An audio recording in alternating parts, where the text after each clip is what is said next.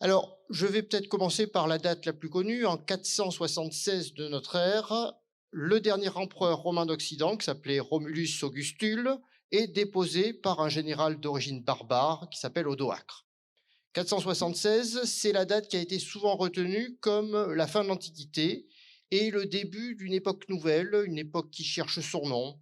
On parle de temps barbare, d'âge obscur, et puis rapidement, on va commencer à parler de haut Moyen Âge.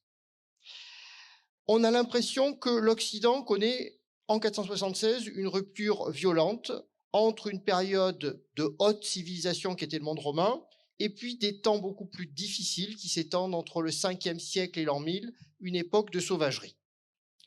Alors, comment expliquer ce phénomène? Traditionnellement, on a expliqué que si on entre dans le Moyen Âge, c'est parce que Rome est tombée. Et pourquoi Rome est tombée? Bien à cause des barbares. Des grandes invasions seraient venues à bout d'une civilisation millénaire. Alors bien entendu, le problème est de savoir qui sont les barbares qui ont mis par terre cette belle civilisation romaine. Si on regarde ce que nous en disent les Grecs et les Romains de l'Antiquité, le terme de barbare est assez indifférent. Barbare, c'est tout ce qui ne parle pas grec ou latin, qui parle par borborigme, barbare, quelque chose qui est lié essentiellement au bruit, et puis très rapidement également à l'odeur, puisque le barbare sent mauvais par définition. Le barbare s'enduit le corps de beurre, alors que tous les Grecs savent, comme les Romains, que l'on s'enduit le corps d'huile d'olive pour sentir bon. Le barbare aussi, surtout, s'identifie à son poil. Le barbare est poilu, hirsute. Et comme son poil est rebelle, lui aussi est indiscipliné et rebelle à toute civilisation. Et puis, bien entendu, le barbare ne sait pas manger, il se nourrit de bouillie, alors que tout le monde sait qu'il faut manger du pain, et au lieu de boire du vin, il consomme de la bière. Ce qui est la preuve pour les Romains qu'on a affaire à une civilisation nomade, une civilisation loin de la ville et incapable de s'installer comme tout civilisé dans le cadre d'une civitas, d'une cité. Bon, si on regarde ces stéréotypes qui sont constants entre le 5e siècle avant notre ère et le 5e siècle après, on constate qu'il n'y a finalement que très peu de choses à en tirer.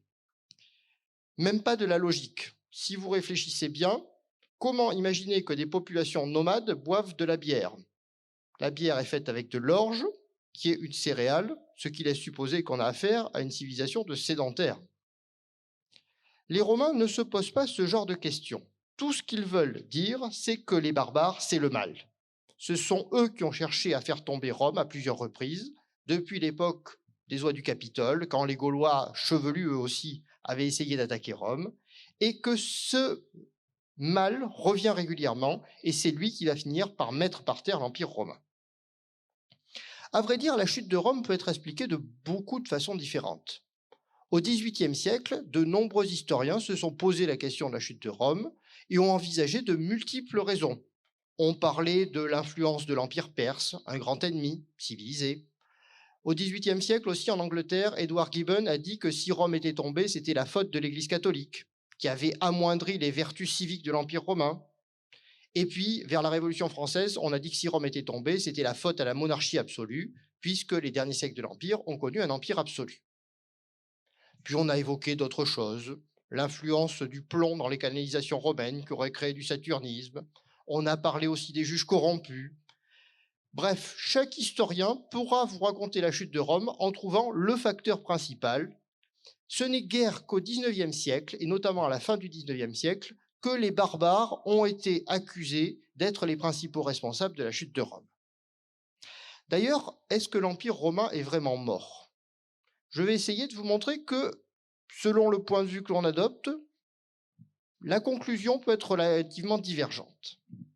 Je vais donc essayer d'abord, dans un premier temps, de vous montrer la relation que Rome va nouer avec ses barbares dans les derniers siècles de son histoire. Alors, quand on pense à Rome, on pense bien sûr, à l'époque d'Auguste, à l'époque de Trajan, à l'époque conquérante du Haut-Empire. Pourtant, l'essentiel du legs que nous devons à l'Antiquité, tout ce que nous devons à l'Antiquité en matière de droit, de religion ou même de fiscalité, puisque le système fiscal français est encore basé sur une logique romaine, on ne le doit pas à Auguste ou à Trajan, on le doit plutôt aux empereurs du Bas-Empire. Constantin, Dioclétien, tous ces empereurs assez mal aimés qui à la fin de l'Empire, ont réellement reconstitué le monde romain. Pourquoi y a-t-il fallu le reconstituer? Eh bien parce que Rome a connu une grave crise au IIIe siècle, qui n'est pas une crise due aux barbares, mais qui est une crise due à une multitude de facteurs. Premier facteur essentiel, alors que l'Empire connaissait une relative stabilité politique pendant les 2 premiers siècles de notre ère, au IIIe siècle, l'histoire politique s'emballe. Entre 235 de notre ère et 270, il y a environ 70 empereurs en 3 générations. Sur les 70, il n'y a que 2 de ces empereurs qui meurent de mort naturelle. Tous les autres sont assassinés. Autant dire que pendant 3 générations, au IIIe siècle, l'Empire est en guerre civile quasi permanente. Deuxième idée, au IIIe siècle, l'Empire est immense. Un empire gigantesque qui désormais n'a plus de conquête rentable à faire. Tout ce qui était précieux autour du bassin méditerranéen a déjà été conquis. Il est devenu tellement grand et incapable de mener des conquêtes rentables que la garde de la frontière commence à poser problème. Pour garder la frontière, notamment en Germanie, il faut envoyer très régulièrement la solde des légions qui gardent le limès, c'est-à-dire la frontière méditerranéenne, et cette somme que l'on verse régulièrement pour garder l'Empire commence à devenir intenable dans un contexte de crise politique, alors que la guerre civile consomme une part importante des richesses. Alors évidemment, il y a une pression barbare. Les barbares, au IIIe siècle, agressent le limès. Ils attaquent régulièrement les provinces, que ce soit en Orient ou en Occident. Est-ce qu'ils le font plus qu'autrefois? Pas forcément, mais disons qu'il devient plus difficile de garder cette frontière qui est devenue extrêmement distendue. La présence de barbares, les attaques de barbares créent une crise militaire. La crise militaire oblige l'Empire à dépenser plus d'argent pour garder la frontière, ce qui entraîne très rapidement une crise budgétaire. Au IIIe siècle, il n'y a plus d'or dans le trésor romain. Cette crise budgétaire associée aux troubles politiques va faire que l'Empire romain, désormais, ne va plus dépenser pour les infrastructures civiles, pour la construction de routes. Désormais, on va concentrer toutes les richesses uniquement sur un point, c'est l'armée. Alors, vous savez ce qui se passe quand le trésor public cesse de faire des dépenses, la crise budgétaire débouche sur une crise économique. Une crise économique dans un contexte ancien, ça veut dire qu'il y a moins d'activités, moins d'échanges, et très rapidement, la crise économique va à son tour nourrir la crise militaire dans la mesure où il y aura moins d'or. On est dans un cycle vicieux qui est d'autant plus grave que dans une société ancienne, quand on a une crise économique, il y a moins de céréales. Et mathématiquement, jusqu'au XIXe siècle, moins de céréales, ça signifie moins d'hommes. La crise économique du IIIe siècle va déboucher sur une crise démographique. L'Empire romain se vide. Alors, pas partout, pas forcément énormément, mais on estime que certaines provinces, notamment la Gaule, va perdre environ 20% de sa population. Parce qu'il y a moins de nourriture, parce que les organismes sont affaiblis face aux épidémies. Et évidemment, quand il y a moins d'hommes, il y a moins de légionnaires. Moins de légionnaires, ce qui fait que le limès est plus difficile à garder. Et qui dit moins d'hommes dit également moins de contribuables. On va avoir tendance à nourrir la crise budgétaire. Il y aura encore moins d'or dans le trésor romain. Cette situation dramatique du IIIe siècle va également révéler une des grandes fragilités du monde romain. Le monde romain vivait depuis son origine avec les barbares. Pour être exact, très régulièrement, les grands empereurs, Trajan, Auguste, Tibère, menaient des grandes expéditions au-delà du limès pour aller faire des razzias, pour piller un peu d'or, c'était toujours agréable, mais surtout pour capturer des esclaves. L'Empire romain était un empire esclavagiste. Autant dire que le prix de la main-d'œuvre était extrêmement bas. Et l'Empire ne pouvait fonctionner qu'avec un prix de la main-d'œuvre très bas. Or, la crise militaire fait que désormais, il est impossible de faire de nouveaux esclaves. le prix de l'esclave au cours du IIIe siècle se multiplie par 20. Autant dire que les grandes fermes d'Italie centrale qui étaient exploitées par des milliers d'esclaves deviennent soudainement plus du tout rentables. Et ce prix en hausse de l'esclave va bien entendu nourrir la crise économique. Il va y avoir encore moins de céréales sur le marché. C'est ça l'une des causes principales de la chute de l'Empire, c'est cet effondrement d'un système vertueux qui faisait que la conquête nourrissait le fonctionnement de l'Empire. À partir du moment où on ne peut plus faire de conquête, eh bien, le fonctionnement est perturbé. Alors évidemment, au IIIe siècle, même si les empereurs sont un peu faibles, ils vont essayer de trouver des solutions. Alors sur quoi peuvent-ils agir? La crise militaire difficilement, la crise économique, on n'a pas encore appris l'économie keynésienne. Que savent-ils faire? Ils vont essayer d'agir sur la crise budgétaire. Oui, non. Au IIIe siècle, on va d'abord agir pour essayer d'avoir plus d'or. Comme les Romains ont eu la bonne idée de ne pas passer à l'euro, on va dévaluer massivement la monnaie romaine. Ce qui fait que, qu'est-ce qu'on trouve archéologiquement? Au IIIe siècle, on trouve des milliers et des milliers de trésors composés de monnaies romaines enterrés aux quatre coins de l'Empire. Quelle a été la conclusion des archéologues, disons jusqu'aux années 1950? Si on trouve des trésors enfouis au IIIe siècle, c'est qu'il y a des gens qui les ont enfouis, donc il y a eu des grandes invasions, on a caché l'argent devant les barbares venus de Germanie. Aujourd'hui, les analyses sont un petit peu différentes. Regardez ce trésor qui a été découvert il y a 2 ans dans le Somerset en Angleterre, 52 000 pièces des années 260-270. Ça correspond en environ 3 mois de salaire d'un fonctionnaire. C'est pratiquement rien. La monnaie est tellement dévaluée à Rome au IIIe siècle qu'on paie les gens avec des bouts de cuivre.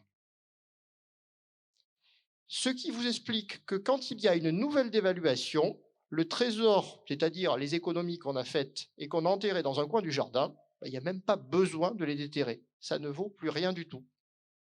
Comme vous pouvez encore trouver dans vos fonds de tiroir des billets de banque de la République de Weimar de 3 millions de marks. Ça ne vaut rien. Donc les trésors monétaires du IIIe siècle ne sont pas les signes des grandes invasions. C'est le signe d'une implosion monétaire de l'Empire romain qui se retrouve à faire fonctionner la planche à billets en multipliant les émissions monétaires jusqu'à produire des monnaies qui coûtent plus cher à fabriquer que leur valeur réelle. Autant dire que cette dévaluation va avoir une conséquence pernicieuse sur Rome, c'est qu'elle nourrit la crise économique. Plus personne n'a confiance dans la monnaie qui circule. Deuxième action possible de l'Empire romain, face à une crise budgétaire, vous connaissez la solution, il n'y a plus d'argent dans le trésor public, on augmente les impôts. Alors, augmenter les impôts, ça marche dans un premier temps, mais quand les gens n'ont plus grand-chose à verser, les impôts deviennent extrêmement impopulaires, les paysans s'enfuient de leurs terres et ça nourrit la crise économique. Quand les impôts deviennent tellement forts, tellement intenses et que la pression est tellement mal vécue que l'on ne peut plus vivre sur sa terre, eh bien un certain nombre de paysans sans le sou, notamment en Gaule, décident de prendre le maquis, voire même de partir en Germanie. C'est-à-dire que les impôts vont nourrir la pression militaire parce que des gens vont se joindre aux barbares pour attaquer l'Empire romain. Parmi les agresseurs du IIIe siècle, on trouve énormément de classes populaires, voire de classes moyennes déclassées, qui ont préféré partir avec les agresseurs plutôt que de continuer à payer l'impôt romain. Cette situation est bien entendu extrêmement douloureuse pour l'Empire romain, d'autant plus qu'à partir du moment où l'Empire n'a plus d'argent du tout, c'est-à-dire à partir des années 250 de notre ère, il va falloir faire des coupures dans le budget. Alors, dans un contexte d'usurpation permanente, on ne va pas couper le budget des hauts fonctionnaires, parce que sinon, ceux-là, ils vont se révolter. Alors, qu'est-ce qu'on va faire? On va couper le budget au niveau du troufion de base. On va arrêter de payer les petites garnisons qui gardent le limes, à l'endroit notamment où cette frontière n'a jamais été attaquée. Le nord de la France, le nord de l'Angleterre, des endroits où, il n'y avait pas eu d'attaque depuis 50 ans. Seulement, les barbares qui vivent à côté s'en rendent compte qu'il n'y a plus personne dans les fortins. Et à partir de 250 de notre ère, on voit vraiment des vraies invasions barbares. Des barbares qui profitent de cette frontière dégarnie pour attaquer l'Empire romain, mais pas pour l'envahir, simplement pour faire des raids de pillage. Ils s'enfoncent au niveau des brèches dans le Limès et descendent très loin. En 250 de notre ère, une équipe de Germains descend jusqu'aux Pyrénées, pille tout sur son passage et remonte jusqu'en Germanie, parce qu'ils ne sont pas là venus pour s'installer, mais juste pour récupérer un peu de richesse. Alors comment est-ce qu'on sait ce qui s'est passé? Parce qu'au retour, en traversant le Rhin, ils étaient tellement chargés qu'un de leurs bateaux a coulé. Et on a retrouvé le trésor de pillage de cette armée barbare. Alors il y a de tout, il y a de l'argent, il y a des plats qui ont été découpés parce que la valeur artistique n'intéressait pas les barbares, il y a du fer, il y a des cuillères, enfin tout ce qu'on a pu rafler a été raflé et ils ont essayé de le remporter en Germanie.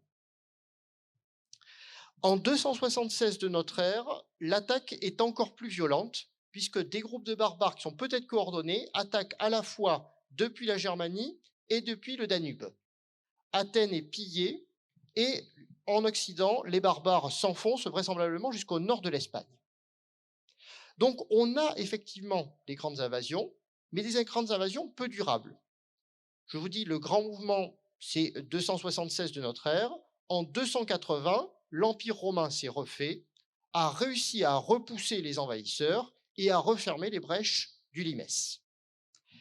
Cette politique de restauration commence par une restauration militaire avec des empereurs dynamiques à partir des années 280, mais très rapidement, il faut que l'Empire trouve une solution viable à la crise du IIIe siècle. Il faut sortir du cercle vicieux.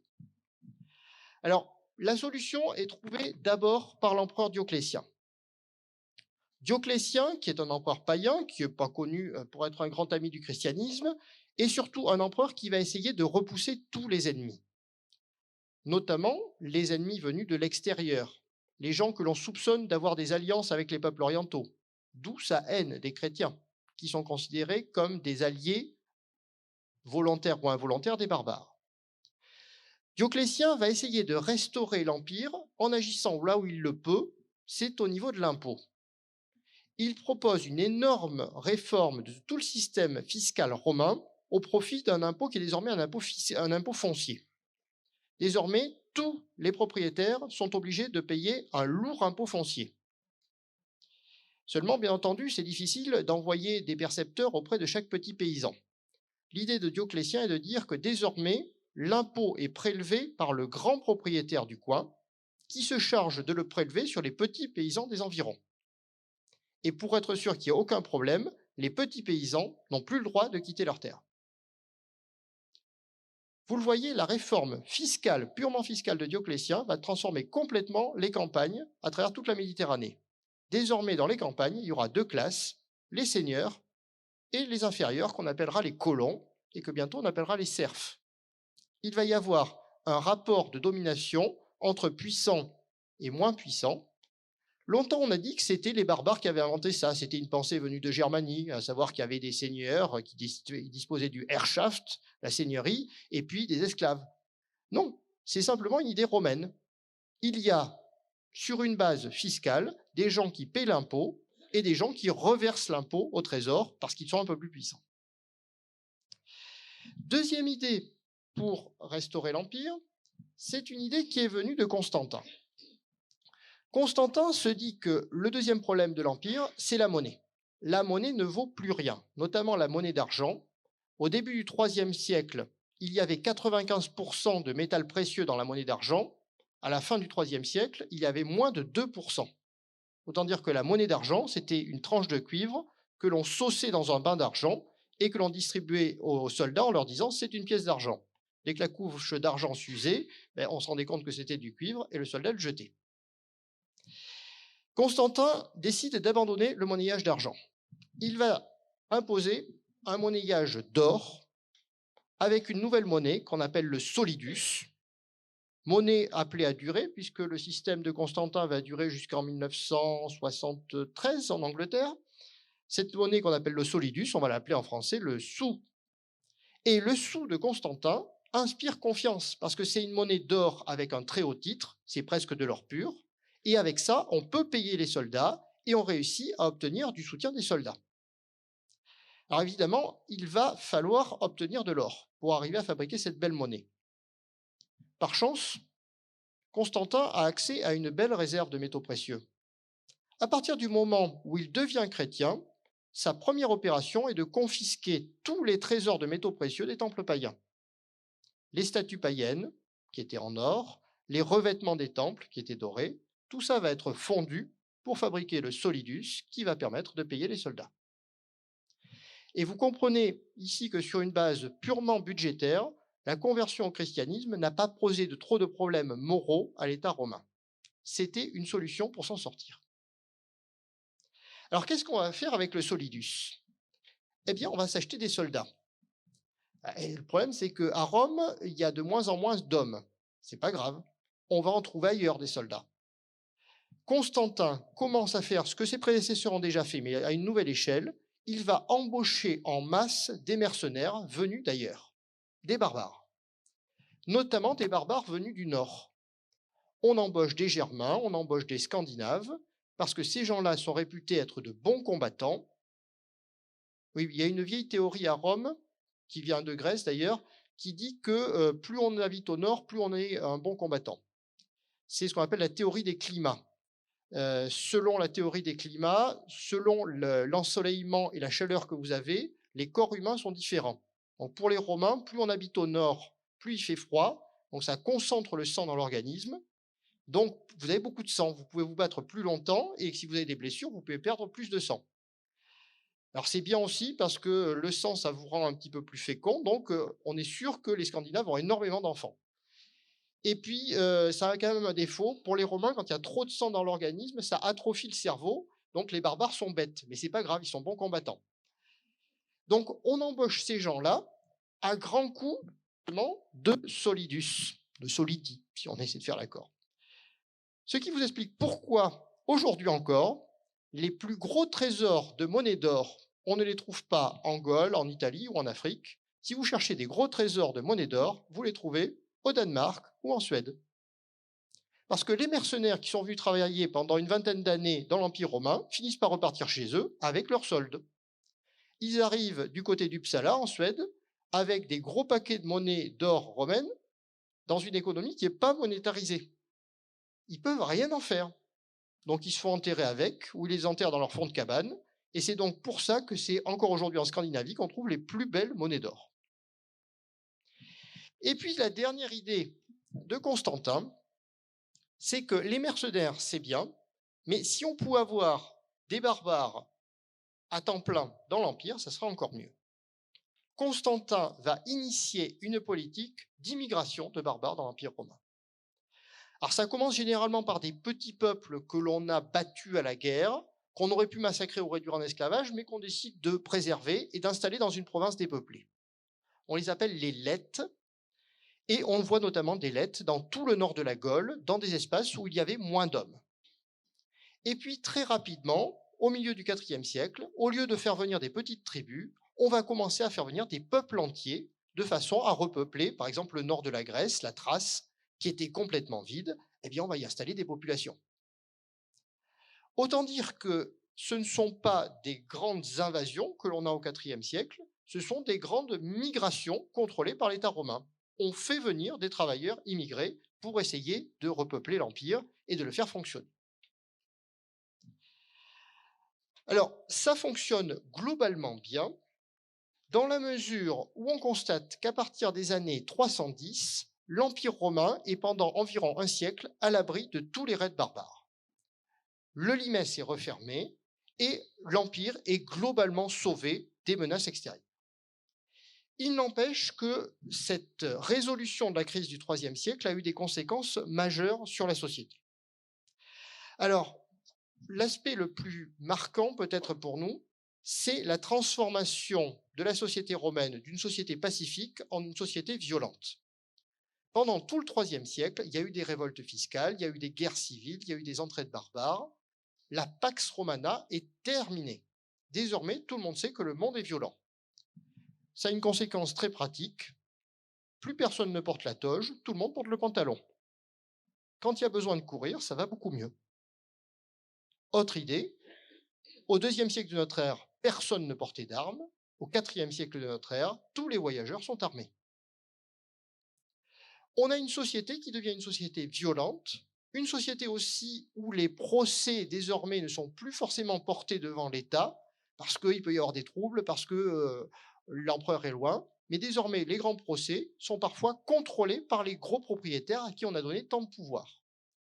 On entre dans un monde des vengeances, de la domination locale, de l'autorité du notable, qui ne ressemble plus du tout à la Rome du Haut-Empire. Autre aspect, les villes ont changé. Pendant tout le IIIe siècle, il y a eu des guerres. Beaucoup plus de guerres civiles que de guerres extérieures, mais enfin, il y a eu des guerres. Soudainement, on a eu besoin de militariser les villes. La muraille urbaine, qui existait parfois au Haut-Empire, mais qui était une rareté, devient systématique. Désormais, les villes ressemblent beaucoup plus aux villes du Moyen-Âge. Et puis, au niveau géopolitique, il a fallu protéger l'Empire contre les barbares. Alors, les empereurs ont choisi d'essayer de se porter devant les frontières. Rome n'est plus la capitale à partir du IIIe siècle de l'Empire romain. L'empereur ne réside au IIIe siècle à Rome, enfin les empereurs ne résident moins de 16 ans. Sur un siècle, il n'y a que 16 ans où ils sont à Rome. Le reste du temps, ils sont sur les frontières. D'où l'idée que l'on va multiplier les capitales. Il y aura une capitale de l'Empire romain à York, une capitale à Trèves, une capitale à Sirmium dans les Balkans, une capitale à Constantinople. Et puis petit à petit, on se dit que comme il y a plusieurs capitales où les empereurs bougent, ça serait mieux d'avoir plusieurs empereurs. À partir du IIIe siècle et surtout du IVe siècle, l'Empire romain ne sera plus jamais unifié. On aura notamment une grande partition entre un empire d'Orient et un empire d'Occident, qui deviendra définitive à partir de 395, mais qui était entrée dans les mœurs.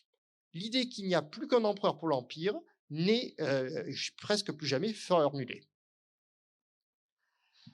Autant de vous dire que pendant le IIIe et surtout le IVe siècle, l'Empire romain a considérablement changé. Il n'y a pas besoin d'invasion barbare, il y a simplement eu une transformation en profondeur de l'ensemble de la société. Si on regarde simplement l'armée romaine, au IIIe siècle, l'armée romaine est composée d'environ 90% de citoyens romains. Dans les années 380, on estime que l'armée romaine est composée de près de 70% de barbares. Au niveau de l'état-major, c'est 90% de l'état-major qui est barbare. Parce qu'un général barbare, c'est plus compétent qu'un romain. Donc on a un monde profondément transformé, profondément barbarisé d'une certaine façon, volontairement. Petit à petit, l'Empire va également confier des provinces à des généraux barbares.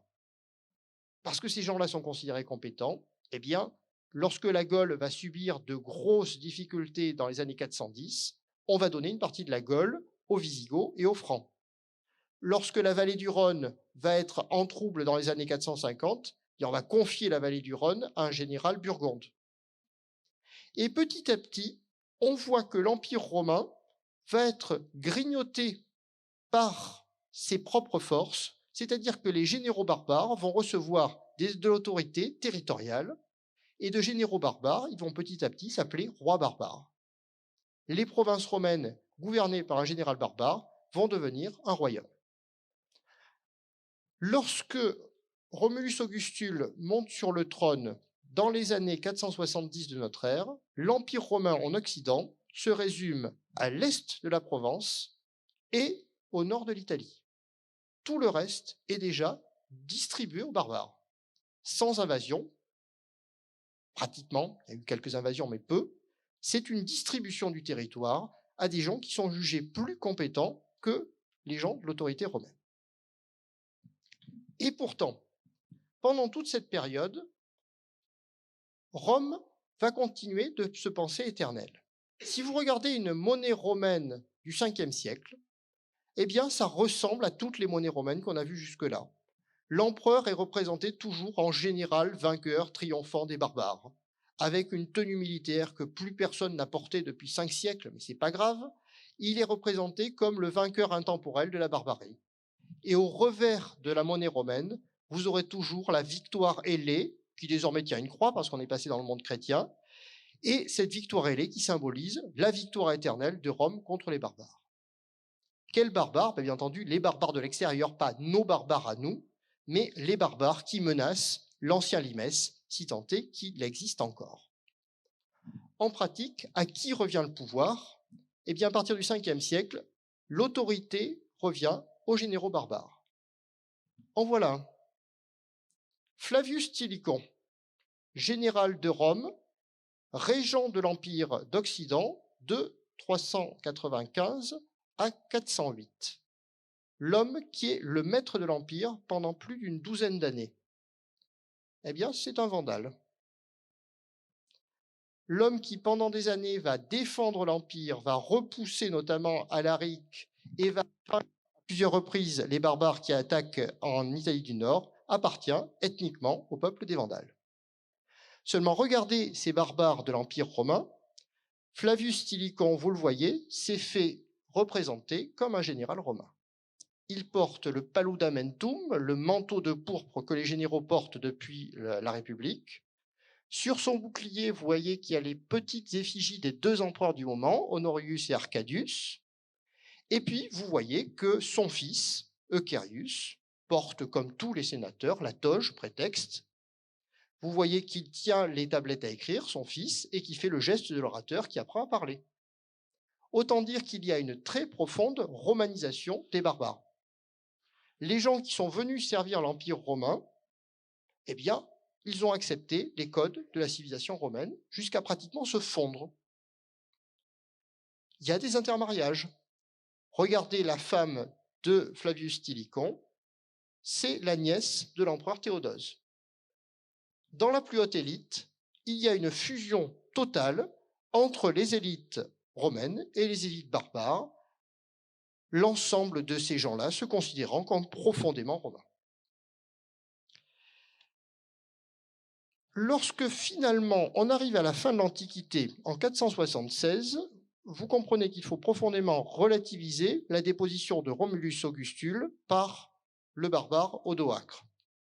D'abord parce que Romulus Augustule, le petit empereur de 12 ans de 476, il n'est pas vraiment romain, malgré son nom de Romulus Augustule. Son père s'appelait Oreste et était le secrétaire particulier d'Attila. Par contre, celui qui l'a déposé, Odoacre, il n'est pas forcément très barbare. Depuis 3 générations, les ancêtres d'Odoacre vivent dans l'Empire romain.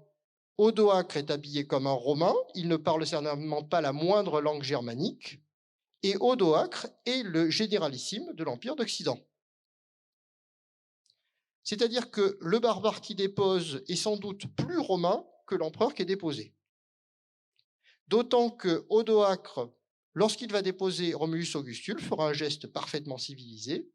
Il va prendre les insignes impériaux de l'Empire d'Occident, le sceptre, la boule qui représente le pouvoir, et les envoyer à Constantinople. Il l'envoie à l'empereur de Constantinople en disant « Seigneur, l'Empire romain est réunifié. Désormais, je ne suis plus le généralissime de l'Empire d'Occident, je suis simplement le barbare de la province d'Italie. »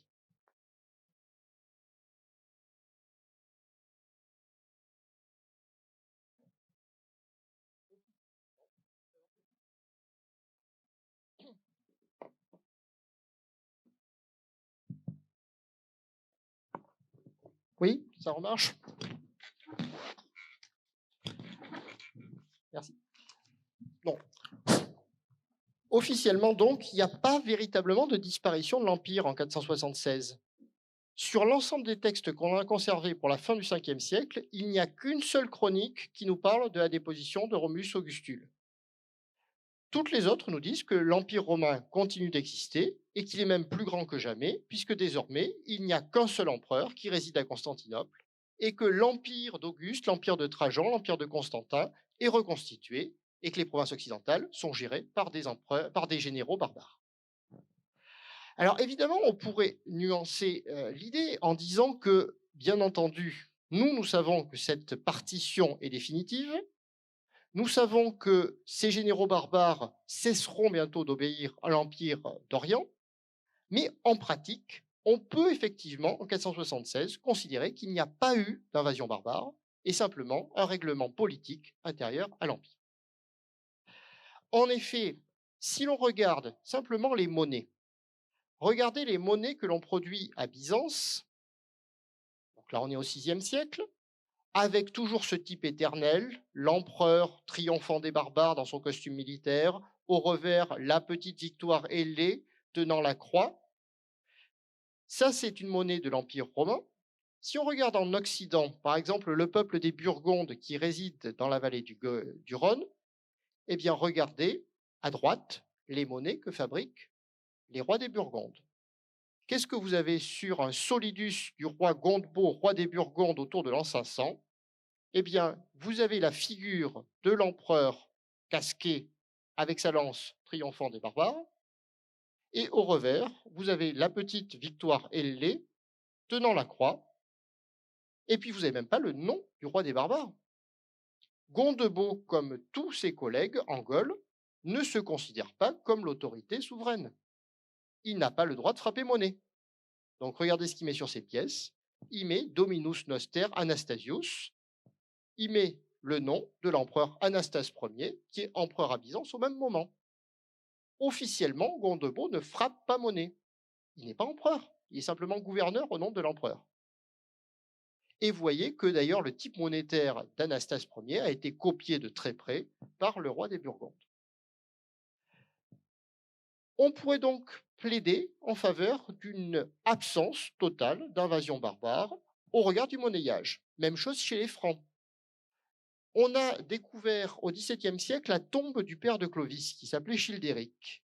Dedans, il y avait une quarantaine de monnaies d'or. Si vous regardez les monnaies qui ont été relevées dans la tombe de Childéric, pas une seule monnaie au nom du roi des Francs, que des monnaies impériales et que des monnaies représentant l'Empire romain. Officiellement, les Francs ne sont pas indépendants. Ils n'ont pas conquis l'Empire romain, ils sont simplement les serviteurs du maître de l'Empire universel qui se trouve désormais résider à Constantinople. Bon, vous allez me dire, tout ça c'est un peu théorique. Le monnayage, c'est pas tout. On sait très bien que c'est pas parce qu'il y a un aigle obèse sur les euros actuellement que l'Allemagne gouverne l'ensemble de la zone euro. Quoique. Est-ce qu'on peut réfléchir en d'autres termes? Est-ce qu'on peut essayer de se poser la question désormais du côté des barbares? Qu'est-ce qu'ils ont pensé les barbares? Est-ce qu'ils ont eu l'impression d'entrer dans l'Empire romain comme conquérants ou d'entrer dans l'Empire romain comme travailleurs pour l'Empire romain? Alors, c'est la question que je voudrais. Alors, qu'est-ce qui se passe avec ça? Que je voudrais poser en termes d'identité barbare. Qui sont nos barbares? Alors, pour essayer de savoir qui sont les barbares qui rentrent au 4e, 5e, 6e siècle de notre ère, il faudrait d'abord arriver à caractériser la période. Or, cette période-là, vous savez qu'elle n'a pas de nom dans l'histoire. Alors, on parle parfois de grandes invasions, mais nos voisins allemands parlent de Volkerwanderung, l'époque de migration des peuples. Et puis, certains parlent de période tardo-romaine ou de haut Moyen-Âge. Il n'empêche qu'on a quand même l'impression qu'il y a des gens qui bougent. Ça, vous l'avez vu dans tous les manuels scolaires, c'est la carte des grandes invasions. Pendant très longtemps, pour être exact depuis le 19e siècle, quand on essaie de représenter cette période-là, on met des flèches. Il faut absolument qu'il y ait des peuples qui se déplacent de très très loin, parce que comme c'est des invasions, il y a des gens qui bougent. L'idée est certes présente dans toutes les sources du Haut Moyen-Âge. On nous dit que les barbares viennent de Scandinavie, parce que forcément, la Scandinavie, il y a une forte croissance démographique, avec tout le sang qu'ils ont, vous imaginez le nombre d'enfants qu'ils peuvent avoir, et que la Scandinavie, régulièrement, envoie des peuples errants à travers l'Europe, que ces peuples se déplacent, et qu'un jour ou l'autre, ils finissent par arriver sur le sol romain, où ils s'installent, ils fondent un royaume, là, ils détruisent ou ils détruisent pas, c'est pas important, mais ils se sont largement déplacés. On a donc l'impression que l'on peut parler de barbares parce que ce sont des gens qui viennent de loin. Est-ce que c'est vraiment le cas? On ne sait pas trop aujourd'hui. Pour essayer de vous montrer les réflexions que les archéologues ou les historiens peuvent avoir actuellement, je vous donne un exemple d'une découverte archéologique récente qui a été faite en 2002 en Champagne-Ardenne, dans la charmante petite ville de Saint-Dizier. Saint-Dizier, au moment d'une fouille de sauvetage, on a trouvé 3 tombes privilégiées sur un site qui comprenait une villa gallo-romaine et des occupations du Moyen Âge central. Donc, au lieu de la Tuilerie, on a trouvé 3 tombes importantes qui présentent des originalités fortes. Une tombe de jeune homme, une tombe d'un homme qui avait une soixantaine d'années et une tombe d'une femme qui appartiennent à la même famille. Ces gens-là sont morts vers 520, donc on peut supposer que si l'homme avait 60 ans, c'est un contemporain des grandes invasions. Comment interpréter ces tombes? La première idée, c'est de se dire qu'on a affaire à des gens qui sont des Germains. Des gens qui sont marqués par une stabilité biologique, c'est-à-dire que ce sont des envahisseurs parce que leurs parents habitaient en Germanie et que leurs parents formaient un peuple. C'est une idée qui est très vieille, puisque à partir du XIXe siècle, les Allemands sont persuadés qu'il y a une unité du sang germanique. Vous voyez ce que dit Hegel: l'erreur la plus fatale pour un peuple, c'est d'abandonner ses caractères biologiques. L'Allemagne proprement dite, c'est garder pure de tout mélange. Bon, l'idée, elle est simple, c'est qu'on aurait affaire à des Germains qui vivaient dans l'Antiquité. Ces Germains sont à l'origine des Francs de l'époque des grandes invasions. Les Francs sont les ancêtres directs de l'Empire romain germanique de l'époque de Charlemagne ou d'Othon, et que l'Empire romain germanique produit biologiquement les Allemands de l'époque actuelle.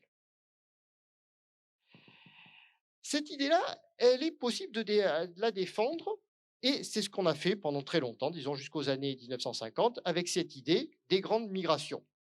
Les flèches représenteraient le déplacement de vrais peuples, des gens qui, de père en fils, se considéreraient comme des Germains ou comme des Francs. Et effectivement, si on regarde les gens qu'on a trouvés à Saint-Dizier, c'est des gens qui ont l'air assez originaux. Le jeune défunt de Saint-Dizier était d'abord quelqu'un d'assez remarquable dans la population locale, puisqu'il mesurait environ 1,88 m. Autant dire un géant dans la population locale, puisque la taille moyenne d'un gallo-romain est de l'ordre d'1,60 m, voire moins. On peut devenir légionnaire à partir d'1,52 m, quand même, au IVe siècle. En plus, cet homme-là se fait enterrer de façon très bizarre, puisque vous voyez qu'il se fait enterrer dans une chambre funéraire composée de planches de chêne, avec à l'intérieur un cercueil, tout son armement autour, dans un faciès archéologique qu'on appelle une tombe de chef. Or, aucun gallo-romain ne s'est jamais fait enterrer dans une tombe de chef. Les gallo-romains se font enterrer dans des sarcophages de plâtre ou de pierre. Donc on a l'impression d'avoir une coutume qui vient de loin. En plus, cet homme-là, se fait enterrer avec un équipement militaire. Les archéologues ont pu prouver depuis bien longtemps que chez les Francs, plus on est élevé dans la hiérarchie, plus on se fait enterrer avec d'armes différentes. Si vous êtes un soldat de base, vous faites enterrer avec un coutelas. Si vous êtes un haut gradé, vous faites enterrer avec toute la panoplie. Or, ici, on a quelqu'un qui est très haut placé dans la hiérarchie. Vous voyez qu'il a été enterré avec une lance, avec le bouclier, dont il ne reste plus que la partie centrale métallique, qu'on appelle l'umbo, avec le scramasax, qui est la machette du 5e siècle, si vous voulez, avec l'angon, qui est une très grande lance métallique. L'intérêt de l'angon, c'est qu'on le lance au début de la bataille. Ça se plante dans le bouclier de votre adversaire, et comme c'est métallique, l'adversaire ne peut pas le casser avec son épée. Ce qui fait que l'adversaire est obligé soit de se battre avec une lance de 3 mètres plantée dans son bouclier, soit d'abandonner le bouclier. Ce qui donne aux Francs un avantage net au moment de la bataille. Et puis, vous voyez également que notre jeune chef s'est fait enterrer avec sa hache, qu'on appelle la francisque. Alors, la francisque, c'est une hache de jet. À un seul tranchant, c'est précis jusqu'à une quinzaine de mètres. Ça sert soit à fracasser la tête de l'adversaire, soit plutôt, là encore, à l'obliger à perdre son bouclier. Au passage, notez bien, la francisque, vous voyez, c'est une hache à un seul côté et asymétrique. Ça ne ressemble pas du tout à la francisque de Pétain. Simplement, comme ça se dit bipénis en latin, bipénis, eh bien on pensait qu'il y avait 2 côtés, et donc pendant longtemps on a représenté les francisques comme des haches à 2 côtés. Ce qui militairement n'a aucun intérêt. Une hache à 2 côtés, vous pouvez ni la lancer ni la brandir, c'est complètement déséquilibré. Alors que la Francisque Franck, c'est intéressant, le point d'équilibre de la hache se situe juste entre le fer et le bois. Donc ça tourne vraiment très très bien. Même quelqu'un d'aussi peu doué que moi arrive à vous frapper une cible jusque dans le mur d'en face avec ce genre de choses. Bon, évidemment, ça a l'air encore barbare, hein, se faire enterrer avec une francisque. Puis, notre jeune chef s'est fait enterrer avec une épée. Alors l'épée est en acier damassé, donc ça devait ressembler à quelque chose comme ça quand ce n'était pas encore rouillé. Une épée d'environ 1,50 m de long, donc une épée de cavalier, et présentant des originalités très fortes, notamment au niveau du pommeau. Le pommeau est en or massif, avec sur ce pommeau des choses qui ne semblent pas avoir de fonction, notamment ces deux anneaux entrelacés. Euh, Qu'est-ce que ça signifie, ces deux anneaux entrelacés? Ben, aujourd'hui, on est à peu près certain que c'est un objet qui est donné par le roi à ses serviteurs les plus proches. Ça signifie que comme le roi est uni avec sa garde rapprochée, eh bien, les deux anneaux sont entrelacés l'un à l'autre. Et quand vous appartenez à la garde rapprochée du roi, vous pouvez souder au pommeau de votre épée ces deux anneaux de dignité. Alors, ça a été très utile de trouver ça en archéologie parce que pendant longtemps, on ne comprenait pas les textes anciens qui nous disaient que le roi était donneur d'anneaux ou seigneur des anneaux. Et pendant longtemps, les anneaux, on les a cherchés au doigt. Et en fait, il semble bien que les anneaux que donnaient les chefs barbares, ils étaient accrochés aux épées plutôt.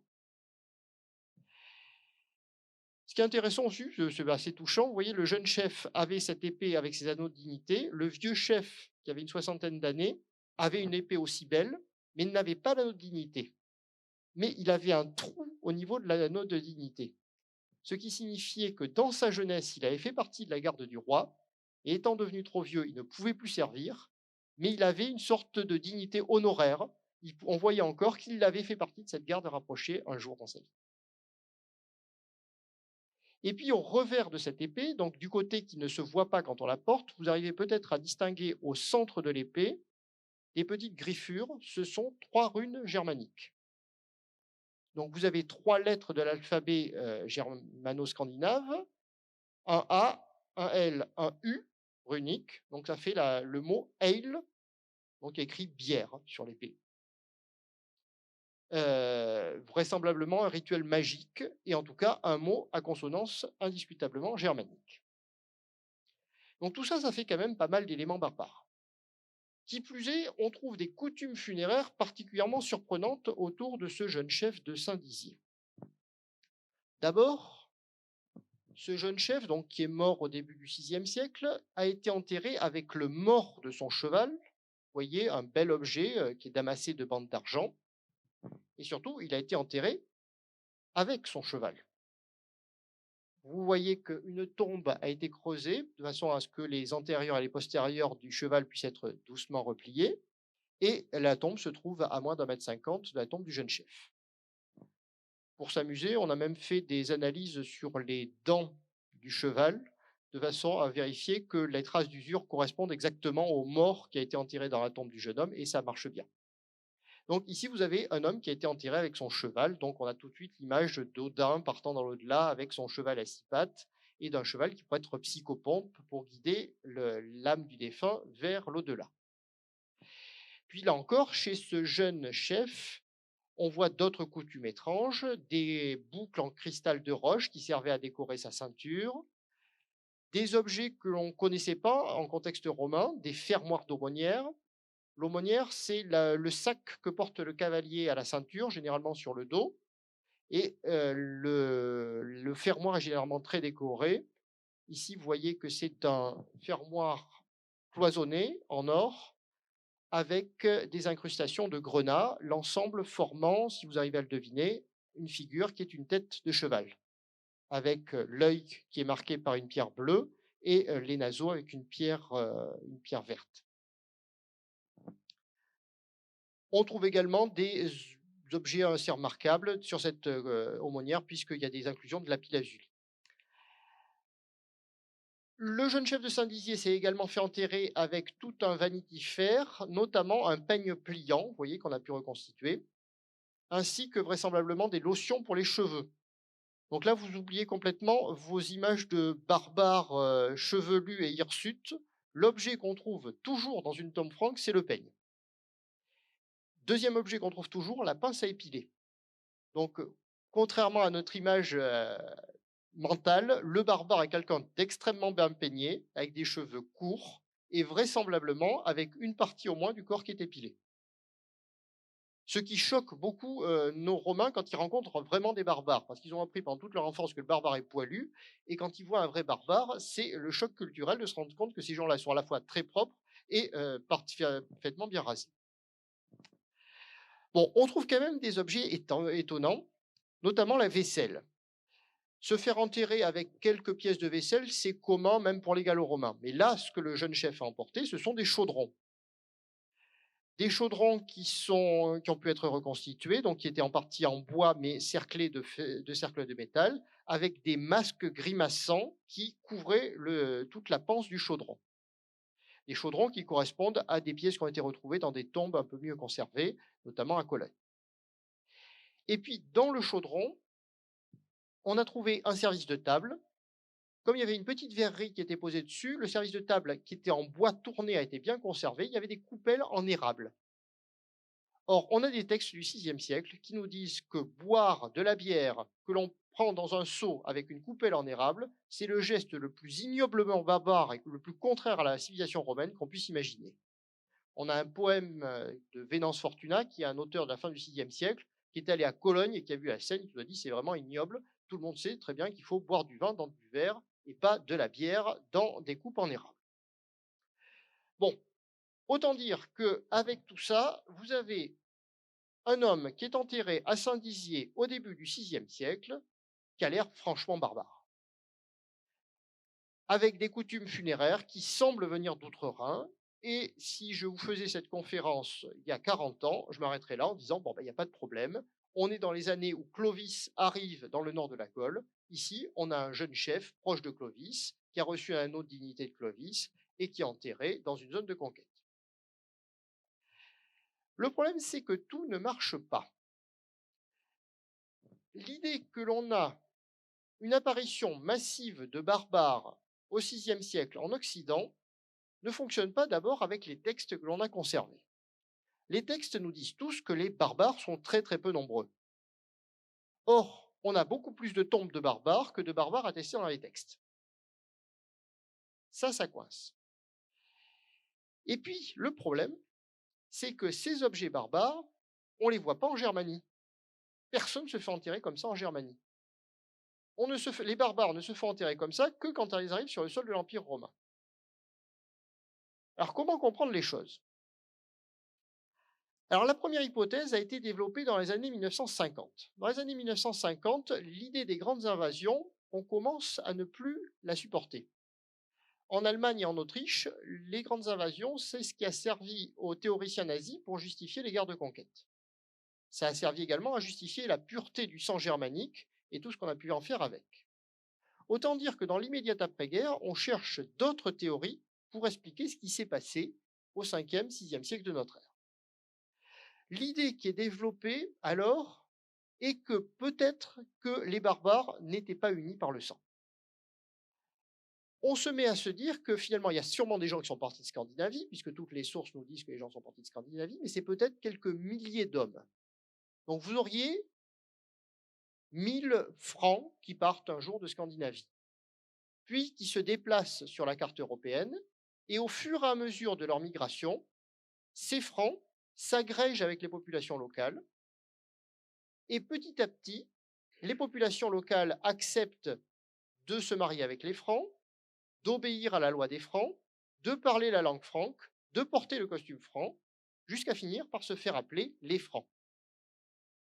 Ce qui vous expliquerait que les barbares sont invisibles en Scandinavie et en Germanie, parce qu'ils étaient encore très peu nombreux, et que plus ils approchent du monde romain, plus ils deviennent visibles, à la fois pour les sources et pour l'archéologie.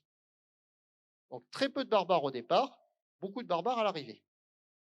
Donc on aurait l'idée qu'un peuple barbare, c'est quelques vrais barbares, plus énormément de Romains, l'ensemble vous faisant les gens comme les chefs de Saint-Dizier. Et de fait, les fouilles qui ont été faites récemment peuvent plaider en cette faveur. Notamment, on a fait des analyses ADN sur tous ces gens-là, peu révélatrices. Toutes les analyses ADN montrent que les gens qui se font enterrer dans des tombes de chefs ont un patrimoine génétique qui résulte d'un brassage de population vaste et relativement récent. Donc, il n'y a pas d'unité du sang germanique que l'on puisse identifier avec l'ADN. Et puis, longtemps, on a dit quand même, les barbares, ils sont grands, hein, ça doit correspondre quand même à une souche humaine particulière. Bah, aujourd'hui, on ne pense pas.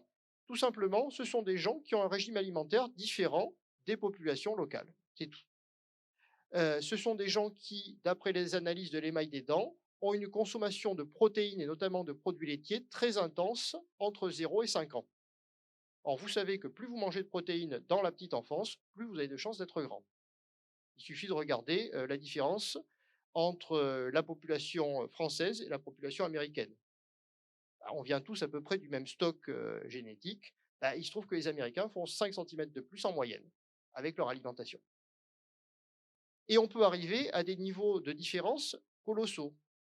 On s'est récemment repenché sur les différences de taille chez les Anglais du 19e siècle. Au moment de la révolution industrielle, entre un fils de lord et un fils d'ouvrier, c'est-à-dire des gens qui appartiennent à la même race anglaise, 20 centimètres de différence en moyenne.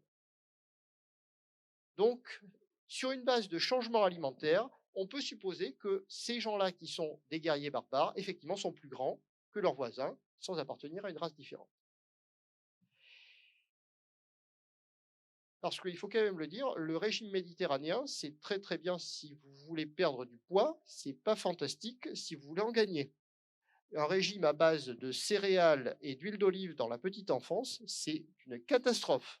C'est pour ça notamment que les légionnaires sont aussi petits. C'est que la cuisine méditerranéenne, ça donne ces petits hommes. Bon, donc on peut éventuellement argumenter en disant que, ma foi, ces gens-là sont issus d'un brassage de population qui s'est fait en Germanie au cours de la migration des peuples. Et puis, ces derniers temps, on s'est posé d'autres questions. On s'est dit, ma foi, et finalement, s'il n'y avait pas eu de brassage de population, si finalement il n'y avait pas 1000 ou 2000 francs qui étaient partis de Germanie ou de Scandinavie, et si, ma foi, cet homme-là qui est enterré à côté d'une villa gallo-romaine, c'était le fils du propriétaire de la villa gallo-romaine. Et ça peut se plaider. Parce que ces tombes-là, je vous ai dit, ça a l'air barbare, indiscutablement. Mais aucun barbare ne s'est jamais fait enterrer comme ça. Par exemple, vous voyez que le défunt est déposé dans un cercueil. Or, dans l'Antiquité, outre-Rhin, tout le monde, absolument tout le monde, se fait incinérer. Il n'y a que dans le monde gallo-romain que l'on pratique l'inhumation. Autant dire qu'ici, c'est une coutume qui est globalement gallo-romaine. Même réflexion à partir des objets. Les objets, ça a l'air barbare. Seulement, aucun Germain de l'Antiquité n'a jamais utilisé la francisque. Première attestation de la francisque, 450, dans l'armée romaine. C'est une arme qui est développée par l'armée romaine tardive. Même chose pour la spata, l'épée longue. Elle a l'air germanique, mais elle ne l'est pas. C'est une épée qui est d'origine danubienne, sans doute fabriquée dans les ateliers de Constantinople. Réflexion que l'on peut mener également sur les parures de grenat. C'est joli, ça a l'air, ça s'appellerait un bijou ethnique aujourd'hui. Et on a envie de penser que c'est un bijou barbare. Mais les premiers bijoux cloisonnés comme ça de grenat ont été découverts dans la tombe du roi Childéric, mort en 481 ou 482. Avant 481 ou 482, personne chez les Francs ne porte ces bijoux cloisonnés de grenat. Ce n'est pas une mode qui vient de loin. Et selon les dernières analyses, le roi Childéric avait reçu ces beaux objets cloisonnés du grenat comme cadeau diplomatique de l'empereur de Constantinople. Ce sont des objets byzantins. Et comme le roi des Francs mettait à les porter, c'était bien d'en porter aussi. Alors pendant longtemps, ça a résisté quand même. On s'est dit quand même des objets cloisonnés de grenat, donc c'est compliqué à faire, c'est vrai, c'est de l'orfèvrerie savante, mais il y a du grenat. Qui dit grenat dit bohème. On s'est dit, ma foi, les barbares, c'est réputé venir du fin fond de la Bohème. Et puis, depuis 2008, on a passé tous les objets cloisonnés de Grenat de France à l'accélérateur de particules du Louvre pour savoir la provenance géographique des grenats. Et l'horrible vérité s'est faite jour. Les grenats utilisés au moment des grandes invasions viennent du Rajasthan et du Sri Lanka. Autant dire qu'il n'y a pas un grenat de Bohême autour de l'an 500. Ce sont des bijoux qui utilisent des pierres, qui suivent le vieux commerce romain, un commerce qui passe par la mer Rouge, qui suit les côtes d'Arabie et qui arrive en Inde, commerce bien identifié depuis le 1er siècle avant notre ère.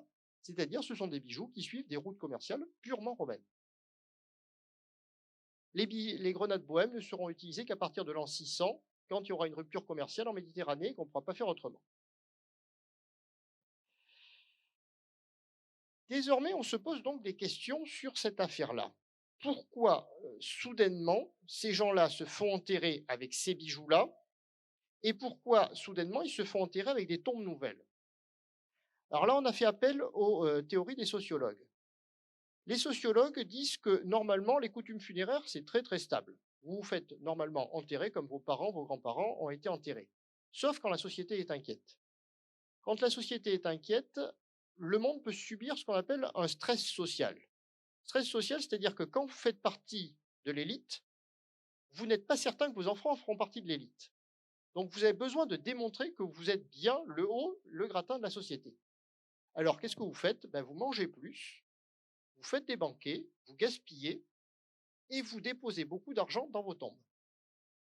Ce n'est pas une croyance funéraire, vous ne pensez pas que ça va aller avec les morts, c'est juste qu'au moment de la sépulture, vous montrez bien la sépulture ouverte, vous avez vu tout ce que j'ai déposé avec les défunts de ma famille, vous voyez bien comme je suis riche, ça veut dire que ma famille est riche et qu'elle espère bien le rester. Si vous voulez, ça se voit très bien en Égypte.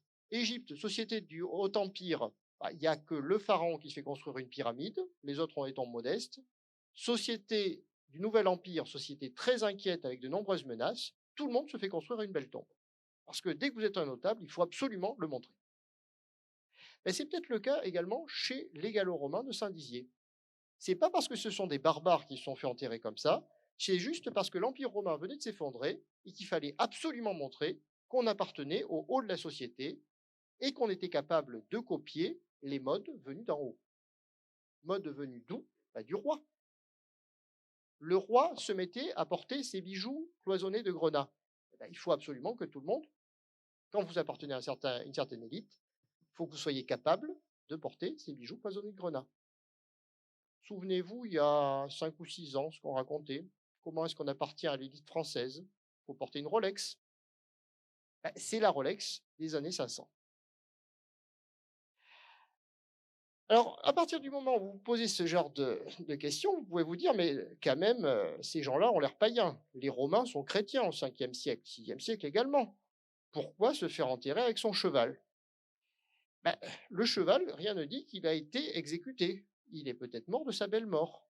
Vous faire enterrer avec votre cheval, ça montre que vous êtes un cavalier, c'est-à-dire que vous appartenez à l'élite sociale. On connaît des évêques qui se sont fait enterrer avec leur cheval. Je doute que beaucoup d'évêques aient été païens.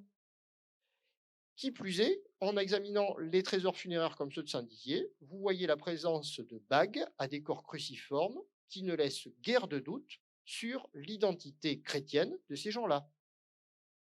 Sur la tombe de Saint-Dizier, il y a un petit enclos funéraire qui est vraisemblablement une chapelle. Ce sont des chrétiens. Conclusion de cette petite réflexion sur ces tombes, ma foi, vous voyez que l'image du barbare, c'est une gestion de l'identité. Soit vous voulez apparaître comme un barbare, soit vous ne voulez pas. Autour de l'an 400, le général Vandale Stylicon est vraiment un vandale, indiscutablement. Mais il ne veut pas apparaître comme un barbare.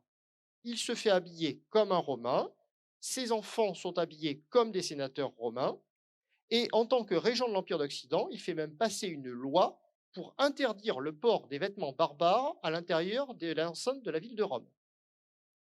Donc c'est quelqu'un qui essaie de s'assimiler au maximum dans les codes de la société qu'il a choisi comme étant sa société d'accueil.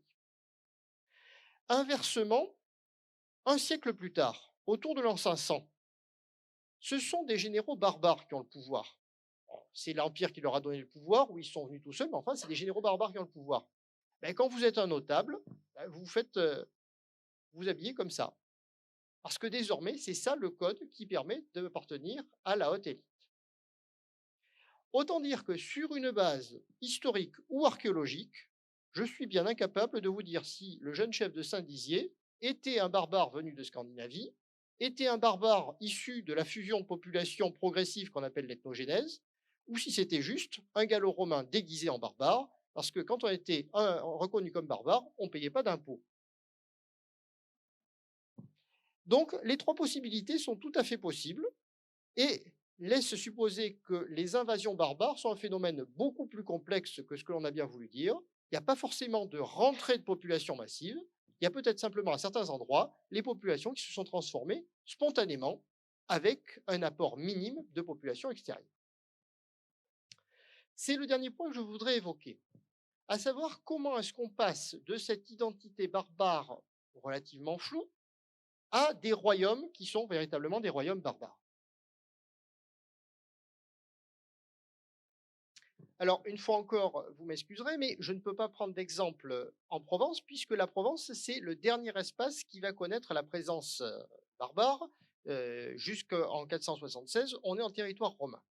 Je vais prendre un exemple un peu plus exotique, qui est l'exemple de la Bretagne, la province romaine de Bretagne, que nous appelons la Grande-Bretagne aujourd'hui. On est dans un cas très rare, puisque en Bretagne, il y a eu une transformation totale de la civilisation en un siècle. On est dans un monde totalement romain autour de l'an 400, autour de l'an 500, on est dans la préhistoire. La préhistoire au sens propre du terme, c'est-à-dire qu'on a perdu l'usage de l'écrit. Là, ça a été véritablement très dur, la période. Alors, pour essayer de reconstituer les choses, autour de l'an 400, on est dans la province romaine de Bretagne, dans une province relativement classique. Vous avez des cités romaines qui maillent le paysage. Vous avez une élite romaine qui pratique tous les arts attendus, notamment la mosaïque. Une élite qui communique en latin, qui écrit beaucoup, une élite lettrée. Vous voyez, ce sont des tablettes à écrire qu'on a trouvées sur le mur d'Adrien. Elles sont intéressantes par leur manque d'intérêt. Je vous explique. Ce sont des lettres. Les lettres qu'on a conservées, c'est notamment la femme du centurion qui invite 3 de ses copines pour son goûter d'anniversaire, l'officier qui commande des caleçons à son marchand et des choses à l'avenant, des histoires de sacs de farine qui ont été percés. Bon, si on confie ça à l'écrit, ça veut dire que toute la société est lettrée. Ça veut dire qu'à partir du moment où vous utilisez l'écrit pour des banalités pareilles, il est évident qu'on est dans un monde où l'écrit est extrêmement développé. Et puis, on est dans un monde où il y a quand même des gens importants qui sont là, puisque par exemple, Constantin est un général romain de la province de Bretagne. Le grand Constantin, auteur de la conversion de l'Empire romain, eh bien, avant tout, c'est un général qui gardait la province de Bretagne. Alors, il y a quand même quelques petites originalités dans ce monde-là qui expliquent l'ampleur des transformations à l'époque barbare. D'abord, on est dans un monde militarisé. Le nord de la Grande-Bretagne n'est pas contrôlé par les Romains. Il y a des peuples qu'on appelle les Pictes, qui sont considérés comme dangereux. Et les Romains ont construit toute une série de fortifications, murs d'Antonin et murs d'Adrien, pour se protéger des Pictes. Donc, pour garder cette muraille, il y a une très forte présence militaire dans la province de Bretagne, ce qui explique que toute la province serve en fait d'arrière-pays aux légions romaines. Deuxième petite originalité, il n'y a pas beaucoup de villes. Il y a une trentaine de cités romaines sur l'ensemble du territoire, ce qui n'est pas énorme, ce qui explique que dans les campagnes, on manie sans doute assez peu l'écrit et on continue de parler les parlers celtiques. Et puis, dernière originalité, c'est un nid d'usurpateurs. Dans la mesure où il y a beaucoup de soldats en Bretagne, quand vous voulez tenter un coup d'État au IIIe ou au IVe siècle, vaut mieux partir de Bretagne que de Gaule. Donc, toute une série d'usurpateurs partent de Bretagne avec leur légion pour essayer de s'emparer du pouvoir à Rome. C'est le cas de Constantin. Constantin, c'est un usurpateur qui a réussi. Il y en a d'autres qui ont moins bien réussi, par exemple Magnus Maximus ou Constantin III, qui finissent par échouer. Mais vous voyez que tout le monde se présente comme étant l'empereur sauveur de la civilisation. On a donc une province normale, quoique un petit peu militarisée, autour de l'an 400. Arrive la période barbare. Pour être exact, en 410, l'Empire romain décide d'abandonner la province de Bretagne. Parce qu'il y a eu des troubles en Gaule, parce qu'un paquet de barbares a franchi le Limès en 408, on a besoin de troupes. L'Empire romain écrit à toutes les cités de Bretagne, débrouillez-vous. On n'a plus de soldats pour vous garder, vous faites comme vous voulez. Et donc, l'Empire romain évacue, et les cités se retrouvent à devoir gérer elles-mêmes la situation. Et apparemment, elles le gèrent très mal. Voilà Canterbury vers 400 de notre ère, voilà Canterbury vers 500 de notre ère. Destruction totale. Alors, qu'est-ce qui s'est passé? Et je vous ai dit, on n'a pas de source. C'est là qu'on aime bien, nous autres historiens, quand il n'y a rien du tout. On peut tout rêver. Alors, c'est pas vrai qu'il n'y a pas de source. On a quand même une source importante, mais elle date de 730. En 730, un grand historien qui s'appelle Bède le Vénérable, celui qui a inventé l'année de l'incarnation, nous raconte ce qui s'est passé. En 730, Bède le Vénérable nous dit que, en fait, la province s'est dégradée, la province de Bretagne a essayé de se protéger elle-même. Elle n'a pas réussi, elle a fait venir d'autres peuples venus de l'extérieur, elle a fait venir des Jutes, des Angles et des Saxons, donc qui viennent essentiellement du Danemark actuel. Ces Jutes, ces Angles et les Saxons, qui étaient des mercenaires chargés de protéger la province de Bretagne au nom des cités, ont pris le pouvoir. Ils se sont emparés du territoire, ils ont chassé les Romains ont été obligés de se réfugier dans le pays de Galles, et sur les ruines de la province romaine de Bretagne, les Angles, les Jutes et les Saxons auraient fondé 7 royaumes, Northumbrie, East Anglia, South Anglia, Kent, etc., des royaumes purement anglo-saxons où il n'y aurait plus du tout de Romains. Pendant longtemps, on s'est dit, bah, si Bède le Vénérable le dit, alors qu'il est anglais, bah, il doit savoir de quoi il parle. Et effectivement, ces royaumes, ils existent en 730, donc il n'y a pas de doute. Aujourd'hui, on est beaucoup plus sceptique, en se disant, c'est quand même bizarre. Parce que toute une population qui s'enfuit, on n'a jamais vu ça. Et puis, plus personne ne parle le latin, quand même. Aujourd'hui, si vous allez en Angleterre, les gens parlent anglais, vous allez au Pays de Galles, les gens parlent gallois. Et plus personne ne parle une langue romane.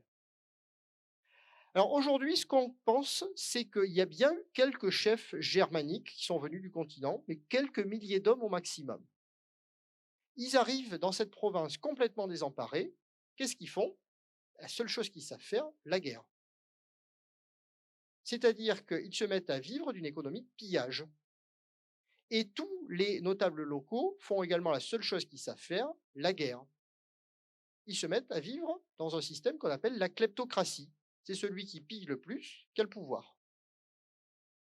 Évidemment, ce qu'on n'arrive plus à maintenir dans ce système-là, c'est les impôts. Qui dit plus d'impôts, dit plus de villes. Les villes romaines de Bretagne n'ont pas été détruites, elles se sont effondrées toutes seules. Plus personne n'a entretenu les murailles, les bâtiments publics, ne serait-ce que les égouts qui permettent le fonctionnement des villes. La disparition de l'imposition publique fait qu'on a un effondrement total du tissu urbain. Et puis, qu'ont fait nos habitants de Bretagne? Les plus malins, ou du moins les plus riches, se sont enfuis. Se sont enfuis sur le continent.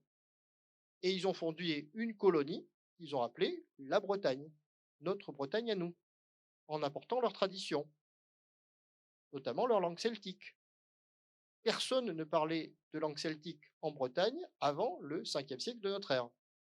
Donc, quand vous allez en Bretagne et qu'on vous explique que c'est la langue des ancêtres, oui, mais enfin, pas des ancêtres très très lointains, hein, puisque à l'époque, au 4e, 5e siècle de notre ère, tout le monde parle latin en Bretagne. C'est après que les langues celtiques arrivent. Et puis, dans la province de Grande-Bretagne, qu'est-ce qui s'est passé? Tout le monde a dû s'organiser. Dans l'ouest de l'île, tout le monde s'est réorganisé autour de chefs qui parlaient des langues celtiques. Des chefs assez dynamiques, notamment quelqu'un qui s'appelait le roi Arthur. On s'est mis à se réorganiser en petits royaumes gallois à peu près indépendant, avec comme facteur d'unité le christianisme. Par contre, dans l'est de l'île, on s'est tous unifiés autour de ces quelques chefs qui venaient du continent, qui étaient païens. Donc, on s'est mis à être païens. Ces chefs parlaient une langue germanique, on s'est mis à parler une langue germanique. Ces chefs avaient des costumes germaniques, on s'est mis à avoir des costumes germaniques. Et on peut supposer une transformation totale de l'île avec pratiquement aucune invasion barbare. Simplement quelques milliers d'hommes qui sont venus et qui ont dirigé comme ils ont pu la transformation de l'île. Alors ces gens-là, je vais essayer de vous en montrer un pour finir. Quelqu'un qui a été inhumé à Sutton Hoo, on est en East Anglia, donc dans l'extrême est de l'Angleterre. C'est une histoire intéressante parce que ça vous montre aussi ce que les archéologues cherchent. Ce qu'ils cherchent, c'est avant tout l'extraordinaire et parfois ils le trouvent. À Sutton Hoo, en East Anglia, dans les années 1930, il y avait un manoir avec la maîtresse du manoir qui s'appelait Madame Pretty, qui, comme toutes les Anglaises des années 30, était allée en Égypte voir les trésors de Toutankhamon.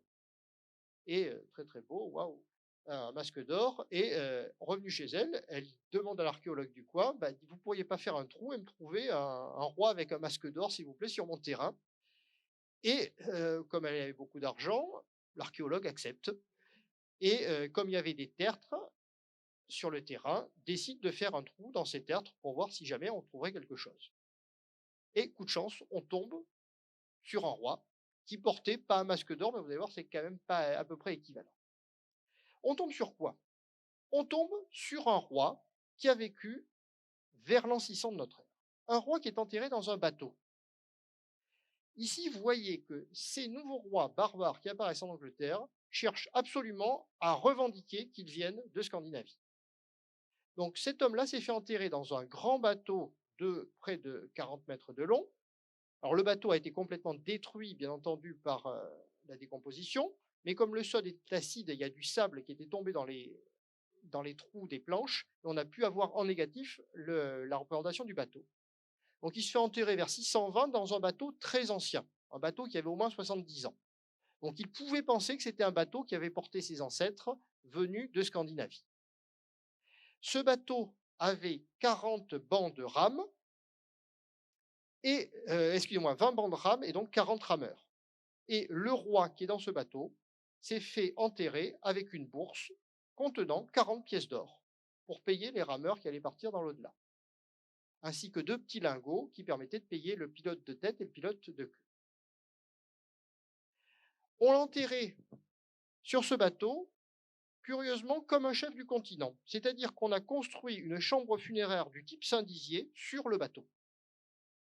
C'est un compromis entre l'idée que l'on vient de Scandinavie, mais qu'on est en même temps un barbare du continent. Dans cette tombe, cette grande chambre funéraire, notre roi s'est fait enterrer avec un fatras extraordinaire d'objets précieux, dont je voudrais simplement vous en montrer quelques-uns, pour vous montrer que les identités sont un peu hésitantes. Alors, se faire enterrer avec énormément d'objets, donc presque 2 kilos d'or quand même dans cette tombe, ça montre sa puissance. Ça montre aussi que l'on est un roi, puisqu'il avait un sceptre. Et lorsqu'on a trouvé ce sceptre en 1939, on s'est dit, c'est bien un sceptre germanique, puisque regardez, sceptre étrange avec des figurations humaines aux pieds et à la tête. Et on s'est dit, c'est une représentation des dieux du panthéon germanique.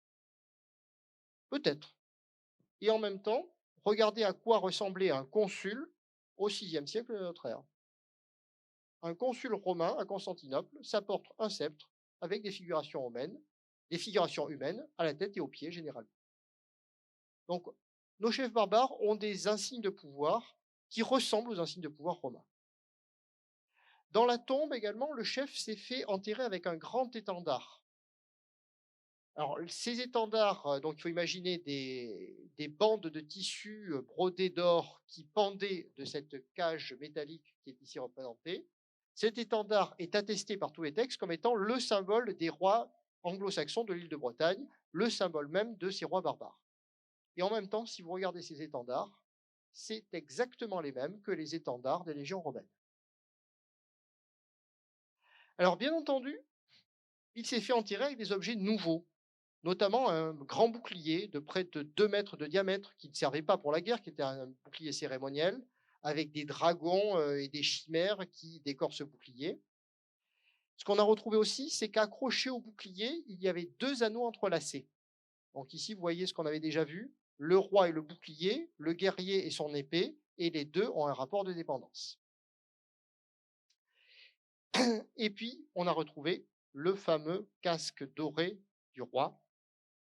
Notre roi s'est fait enterrer avec un gigantesque casque militaire portant un frontal qui représentait son pouvoir. En effet, dans la langue anglo-saxonne du VIe siècle, pour dire roi, soit on utilise le terme de König, qui va donner König, soit on utilise le terme de Helm, Helm qui signifie le casque. Le casque, c'est l'attribut du pouvoir. Là encore, en 1939, on a fait la fouille alors que la Luftwaffe était en train de bombarder Londres, hein. C'est un moment assez dur. On s'est dit, bon, bah, c'est vraiment le symbole d'un pouvoir purement germanique. Qu'est-ce que c'est que ce casque? Ça, c'est pas du tout civilisé. Et en même temps, c'est vrai, si vous regardez ce casque tel qu'il a pu être constitué, vous avez des décors estampés avec des guerriers affrontés, avec un cavalier brandissant une lance, tel qu'on en trouve au Danemark ou en Suède. Et en même temps, le roi qui s'est fait enterrer là, tout en essayant de copier des modèles qu'il savait exister en Scandinavie, a utilisé un modèle de casque qui est un modèle de casque romain. Vous avez à gauche le modèle de casque que tous les légionnaires romains portent depuis le IIIe siècle. Autant dire qu'il s'est fait enterrer avec un casque d'officier.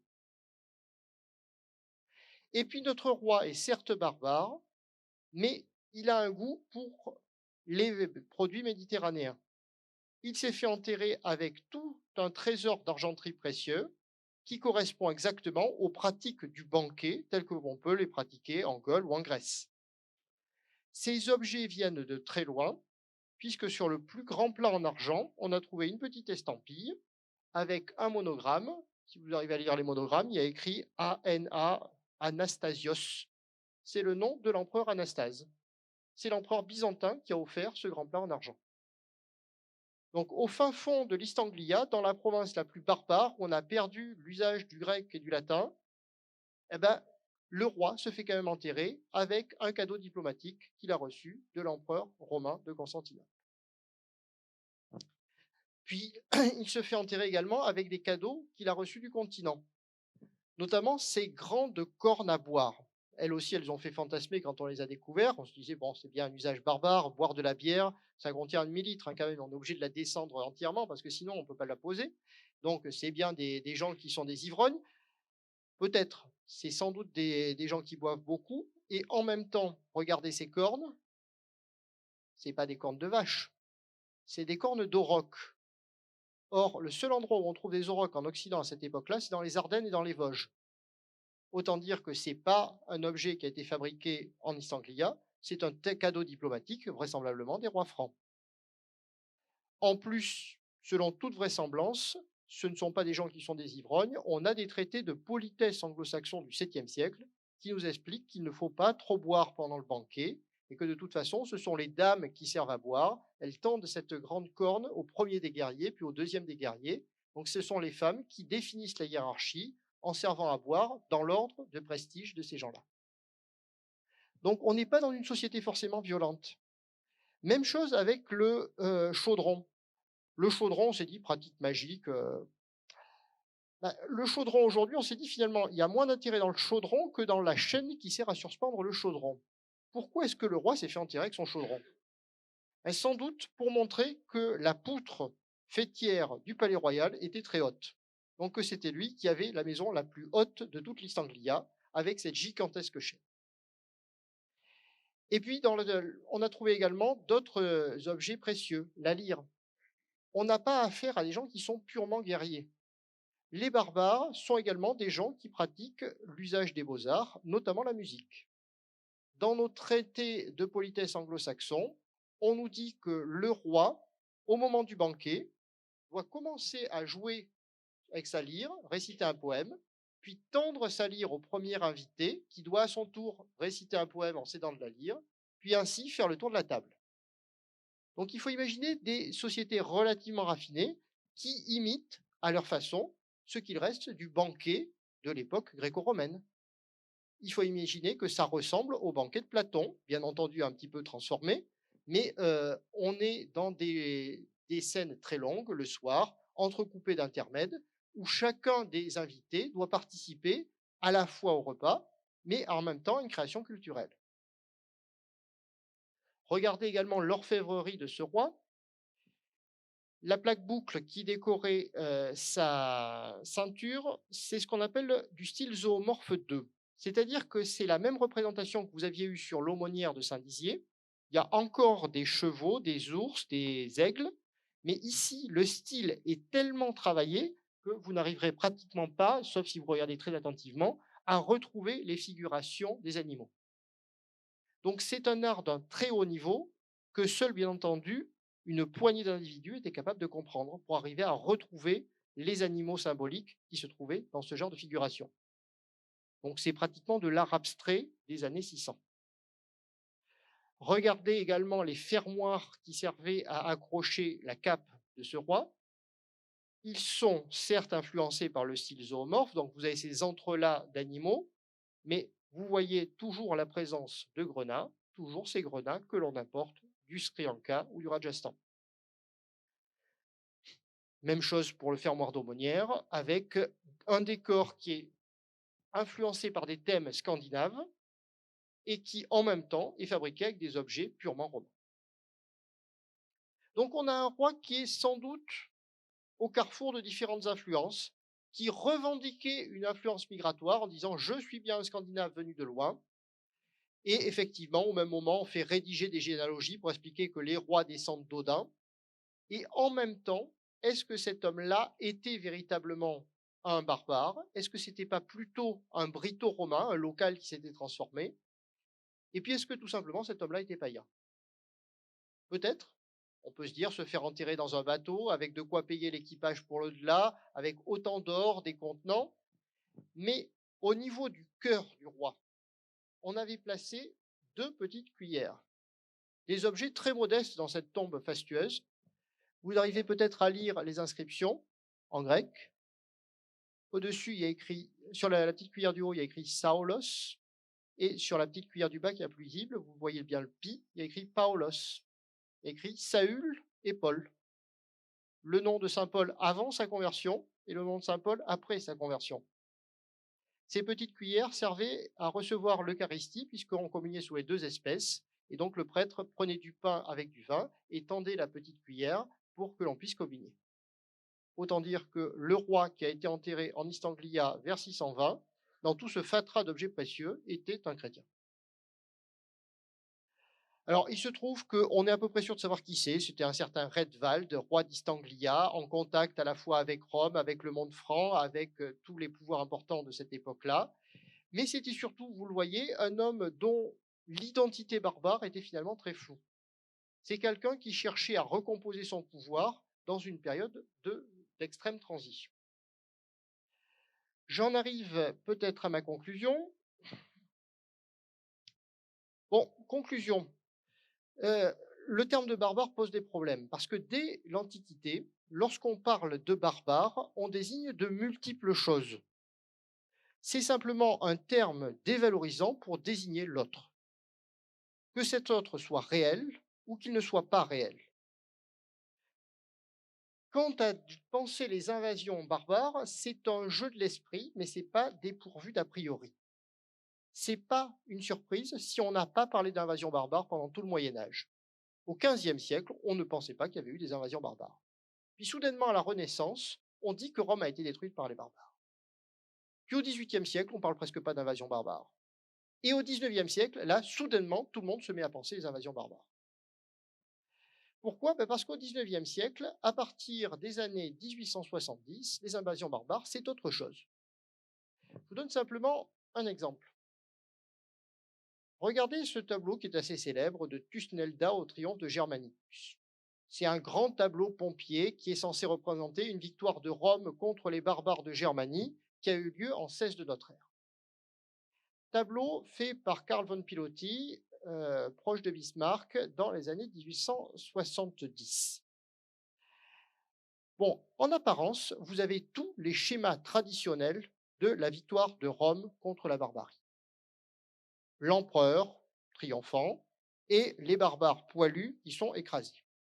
Et en même temps, regardez bien ce tableau et vous allez voir ce qu'on peut en faire. Il y a des choses qui ne vont pas dans ce tableau. L'empereur est courbé, les barbares sont droits. Tous droits. Autant dire que la force virile, elle n'est pas du côté romaine, elle est du côté des barbares. Regardez également le centre de la composition. Le centre de la composition, c'est le petit-fils d'un chef barbare. Ce n'est pas le triomphateur. Germanicus, le général ayant triomphé des barbares, se retrouve complètement écarté de la composition, se retrouve dans l'arrière-plan et assez flou. Le centre, c'est un petit Germain qui n'a pas l'air content d'être là et qui, regardez de son pied, est en train de piétiner la pourpre de Rome. Regardez également le choix des couleurs. Les barbares, ils sont beaux, ils sont blancs, ils sont d'un teint de lait. Inversement, la composition est encadrée par une orientale jaunâtre en train d'écraser la louve de Rome et par une noire affalée dans le cortège de l'empereur. Qu'est-ce qu'on nous dit en 1873 dans l'entourage de Bismarck? Eh bien que le cosmopolitisme est à l'origine de la chute de l'Empire romain. C'est parce que les Romains se sont trop mêlés des autres peuples du Sud qu'ils ont fini par déchoir. Inversement, les barbares du Nord sont les vrais hommes virils, ceux qui vont restaurer la civilisation occidentale. Ne vous inquiétez pas, les Français ont très bien compris le message de tableaux comme ceux de Carl von Piloty. En France, qu'est-ce qu'on fait au même moment? Vous avez ce genre de représentation. Voilà les vrais barbares. Ah, ils sont blancs, mais ils sont très poilus, ils sont sales, ils sont couverts de peau de bête, et ils sont en train de faire tomber par bêtise les belles statues de l'Empire romain. Avec Joseph Noël Sylvestre, on est en 1890, 20 ans après la guerre de 70, à l'époque où on est revanchard en France.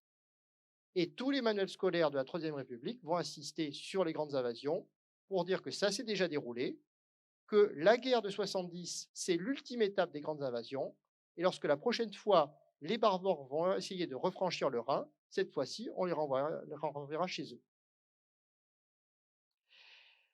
La conclusion de ma conclusion, c'est de dire que finalement, le barbare, on en fait un peu ce qu'on en veut. Soit vous pouvez avoir du barbare violent, soit vous pouvez avoir du barbare pacifique. Vous pouvez avoir le barbare de l'archéologie, tel qu'on arrive à peu près à les reconstituer, ou le barbare des textes, qui ne se correspondent pas vraiment. Vous pouvez avoir le barbare païen, mais alors lui, curieusement, on ne le voit pas, puisque les païens n'ont pas laissé de traces, ou le barbare chrétien, avec Clovis, que l'on essaie de magnifier. Et dans tous les cas, vous avez des images très différentes de la barbarie. Autant dire que finalement, peut-être mieux vaudrait-il ne plus utiliser le terme de barbare, essayer de se poser des questions ponctuellement, à chaque niveau, local, politique, régional, pour comprendre ce qui s'est passé à la fin de l'Empire romain et si la transformation est aussi forte que ce que l'on veut bien le dire. Montaigne disait qu'on appelle barbarie tout ce qui n'est pas de son usage, et finalement, c'est ce qu'on a toujours fait. C'est-à-dire qu'on a essayé de projeter sur ces temps-là nos propres peurs, nos propres images de l'autre, sans se poser la question que peut-être les barbares des 5e, des 6e siècles, c'était nous, c'est-à-dire des gens dans une période d'inquiétude qui ont accepté de changer très vite plutôt que de se laisser emporter par les flots du temps. Je vous remercie.